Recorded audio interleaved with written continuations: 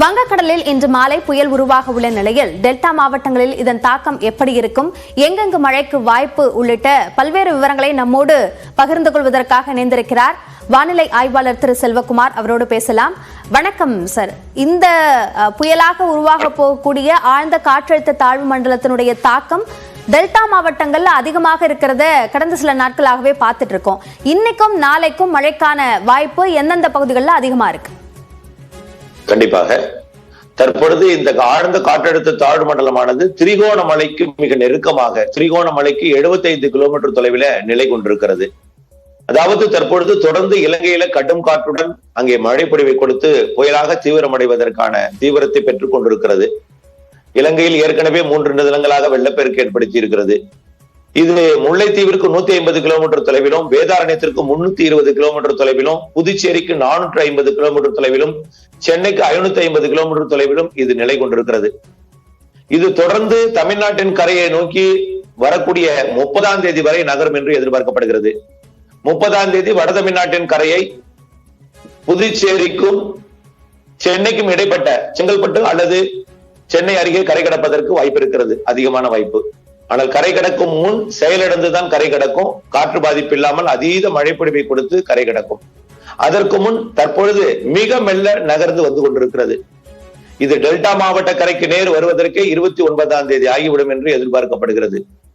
கடலூர் மற்றும் புதுச்சேரிக்கு நேர் 30ஆம் தேதி வந்து 1ஆம் தேதி அதிகாலையிலோ அல்லது 30ஆம் தேதி இரவிலோ இது கரை கடக்கலாம். இது மெல்ல நகர்கிற காரணத்தினால் டெல்டா மாவட்டங்கள்ல தற்பொழுது பெய்து கொண்டிருக்கூடிய மழை, குறிப்பாக நாகப்பட்டினம், மயிலாடுதுறை, காரைக்கால், கடலூர் மற்றும் திருவாரூர், தஞ்சாவூர் மாவட்டத்துல தொடர்ச்சியாக நேற்று இரவு கூட தீவிரம் இல்லாமல் இருந்த நிலையில இப்பொழுது காலையிலிருந்து தீவிர மழை பொழிவை கொடுத்து வருகிறது. தற்பொழுதே பயிர்கள் எல்லாம் சற்று மூழ்கடிக்கப்பட்டிருக்கிறது. இன்னும் வரக்கூடிய நாட்களில் பெய்யக்கூடிய மழை இன்னும் கூடுதல் பாதிப்பை கொடுக்கலாம் என்று எதிர்பார்க்கப்படுகிறது. இந்த நிகழ்வு தொடர்ந்து மழை பொழிவை சற்று தீவிரப்படுத்தும் என்றும், இன்று மாலைக்கு பிறகு இன்று இரவு நாளை அதாவது 28ஆம் தேதியும் தீவிரமாக இருக்கும் என்று எதிர்பார்க்கப்படுகிறது. இந்த நிகழ்வு இன்றைக்கு மாலை 2 நீரோட்டம் இருக்கிறது. அதாவது தற்பொழுது திரிகோணமலையில 2 நீரோட்டங்கள் பிரிகிறது. ஒரு நீரோட்டம் தமிழ்நாட்டின் கரைக்கு நெருக்கமாக வருகிறது, மற்றொன்று நீரோட்டம் தமிழ்நாட்டு கரைக்கு சற்று அப்பால், அது வட தமிழ்நாட்டின் கரைக்கு நேராக வருகிறது. இரண்டும் வட தமிழ்நாட்டில் இணைகிறது என்றாலும் எந்த நீரோட்டத்தை பிடித்துக் கொண்டு அது வட தமிழ்நாட்டின் கரையை நெருங்கும் என்பதில்தான் ஆய்வு முடிவு இருக்கிறது. இன்னும் சில மணி நேரங்களிலே இன்றைக்கு மாலைக்குள் இது புயலாக மாறும் பொழுது அது எந்த நீரோட்டத்தை பிடித்து புயலாக மாறி இருக்கிறது என்பதை பொறுத்து தமிழ்நாட்டின் டெல்டா மாவட்டங்களில மழை பொழிவு இன்னும் எந்த அளவிற்கு தீவிரமடையும் என்பதை உறுதியாக கூற முடியும். கண்டிப்பாக டெல்டா மாவட்டங்களுக்கு பயிர்களை மூழ்கடிக்கும் மழை பொழிவு இருக்கிறது. 2-3 நாட்களுக்கு தொடர்ச்சியாக இருக்கிறது. தாழ்வான பகுதிகளுக்கும் நீர் சூழ வாய்ப்பு இருக்கிறது.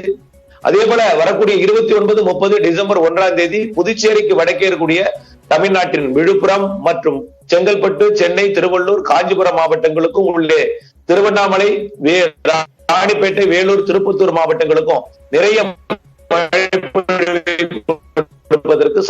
இந்த மழைப்பிடிப்பு முற்றிலுமாக விலகுவதற்கு டிசம்பர் 2ஆம் தேதி ஆகிவிடும். அடுத்த நிகழ்வு ஒரு நாள். திரு செல்வகுமார், டெல்டா மாவட்டங்கள்ல பயிர்களை மூழ்கடிக்கிற அளவுக்கான மழை இருக்கும் அப்படின்றத சொல்லியிருந்தீங்க. இந்த ஆழ்ந்த காற்றழுத்த தாழ்வு மண்டலம் புயலாகவே கரையை கடக்குமா? அது சென்னைக்கு அருகில் தான் கரையை கடக்குமா? அப்போ இங்கெல்லாம் தாக்கம் என்னவாக இருக்கும்? கண்டிப்பாக அது நாம ஆரம்ப கட்ட அறிக்கையிலிருந்தே அது புயலாக மாறாது என்றுதான் அறிவித்துக் கொண்டிருக்கிறோம். ஆனா அது சரி, புயலாக மாறி கரை கடக்கும் பொழுது செயலிழந்து அது கரை கடக்கும் என்றுதான் அறிவித்துக் கொண்டிருக்கிறோம். அது கண்டிப்பாக இப்பொழுது புயலாக பெயர் பெற்றாலும் 2 நாட்களுக்கு அது, அதாவது வரக்கூடிய 28ஆம் தேதி 29ஆம் தேதி வரைக்கும் அது புயல் என்ற பெயரிலேயே அது தீவிரமடைந்து நகர்ந்து கொண்டு வரும். கரையை வட தமிழ்நாட்டின் கரையை நெருங்கும் பொழுது செயலிழந்து ஒரு காற்றழுத்த தாழ்வு மண்டலமாகவோ அல்லது ஒரு நன்கமைந்த காற்றழுத்த தாழ்வு மண்டலமாகத்தான் கரை கிடக்கும். குறைந்தபட்சம் நன்கமைந்த வெல் மார்க்டு லோ பிரஷர் அப்படின்னா அதிக மழைப்பிடிப்பு தரக்கூடியதாகத்தான் இருக்கும். ஆனால் காற்று பாதிப்பு இருக்காது. மரங்கள் அசைந்தாலும் அதனால் சேதம் இருக்காது. அப்படித்தான் நம்ம எடுத்துக்கொள்ள வேண்டும்.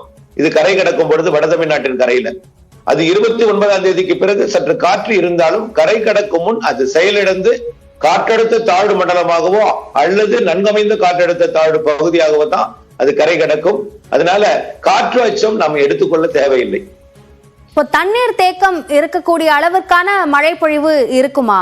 இப்போ டெல்டா மாவட்டங்கள்ல தண்ணீர் தேக்கம் என்பது வயல்கள்ல இருக்கிறது ஒரு சவாலாக இருக்கிறது மாதிரி, நகர பகுதிகளில் குடியிருப்புகள்ல தண்ணீர் தேக்கம் என்பது ஒரு சவாலாக இருக்கும். ஸோ அந்த அளவிற்கான ஒரு மழை பொழிவை எதிர்பார்க்கலாமா இந்த காற்றழுத்த தாழ்வு மண்டலத்திலேயோ அல்லது பெங்கல் புயல்னாலேயோ?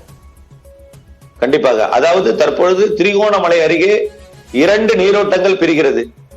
இத்திரிகோணமலையை ஒட்டி அதாவது முல்லைத்தீவு மற்றும் காங்கேசன் துறையை ஒட்டி டெல்டா மாவட்டங்கள் ஒட்டி பயணிக்கக்கூடிய நீரோட்டத்தை பிடித்தால் அது டெல்டா மாவட்டங்களுக்கு மிக நெருக்கமாகவும் வட தமிழ்நாட்டின் கரையை கடப்பது உறுதி. எந்த அளவிற்கு டெல்டாவிற்கு நெருக்கமாக வருகிறது என்பதுதான் இப்பொழுது ஆய்வில் இருக்கிறது. அது இன்று மாலைக்குள் தெரிந்துவிடும். குறைந்தபட்சம் மழைப்பொழிவு திருச்சி மாவட்டம் வரைக்கும் இன்றைக்கு இரவு நாளையெல்லாம் பெய்யும் என்பதனால புதுக்கோட்டை மாவட்டத்தின் திண்டுக்கல் மாவட்ட எல்லைப்பகுதி வரைக்கும், திருச்சி மாவட்ட எல்லைப்பகுதி வரைக்கும், அதே போல அரியலூர், பெரம்பலூர் உள்ளிட்ட மாவட்டங்களுக்கும், கடலூர் மாவட்ட மேற்கு பகுதிக்கும், திருவண்ணாமலை மாவட்டம் பகுதி வரைக்கும் பெய்யும் என்பதனால கரையோரத்தில் அதாவது கடைமடை பகுதிகளுக்கு இந்த வடிநீர் அதாவது தேவைக்கு அதிகமாக தற்பொழுது பெய்து கொண்டிருக்கிறது மழை. அதனால அனைத்து வயல்வெளிகளில் இருந்தும் நீர் வடிய விடலாம். இந்த வடிய விடக்கூடிய நீர் ஆறுகளிலே கடைமடை பகுதிகளுக்கு வரும் என்பதனால கடைமடை பகுதியில் இருக்கக்கூடிய பயிர்களுக்கு பாதிப்பை ஏற்படுத்துவது என்பது உறுதியாகிவிட்டது. ஆனால் தாழ்வான பகுதிகளில் நிறைய பேர் ஆற்றங்கரைகளிலும் குளக்கரைகளிலும் இருக்கிறார்கள். அவர்களுக்கும் சற்று பாதிப்பை ஏற்படுத்தலாம் என்று தெரிகிறது. இப்பொழுதே ஆய்வறிக்கையில இன்று மாலைக்கு மேல் அது எந்த நீரோட்டத்தை பிடித்து எந்த அளவிற்கு தமிழ்நாட்டை நெருங்கி வருகிறது என்பதை நாம் கவனித்தால் அதோட தீவிரத்தன்மை இன்று மாலை உறுதி செய்து விடலாம். அதே மாதிரி இப்போ இந்த சிஸ்டம் மூலமா காற்றழுத்த தாழ்வு மண்டலம் மூலமாகவும் இந்த மழை பொழிவு என்பது அதிகமா இருந்துட்டு இருக்கு. இப்போ டெல்டா பகுதிகளில் இருக்கு. குறிப்பிட்ட ஒரு பகுதியில அல்லது கடலோர பகுதிகளில் மட்டும் இந்த மழையோட தாக்கம் இருக்கும் அப்படின்னு எதிர்பார்க்கலாமா? உள் மாவட்டங்கள்லயும் மழைக்கு வாய்ப்பு இருக்கா? அதாவது நேற்று இரவில் இருந்து கன்னியாகுமரி மற்றும் தூத்துக்குடி மாவட்டத்திலையும் மழை பொழிந்து தொடங்கி நேற்று மதியமே தூத்துக்குடி தொடங்கிவிட்டது. கன்னியாகுமரி மாவட்டம் நேற்று மாலையிலிருந்து நள்ளிரவிலிருந்து நல்ல மழை பொழிந்து வருகிறது. தற்பொழுது மதுரை உள்ளிட்ட மாவட்டங்களிலும் லேசான மழையாக, கொடைக்கானலில் நல்ல மழை பொழிவு பொழிந்து வருகிறது. இந்த மழை பொழிவு இந்த நிகழ்வு தற்பொழுது பார்த்தீங்கன்னா வேதாரண்யத்திற்கு 320 கிலோமீட்டர் தொலைவில் இருக்கு.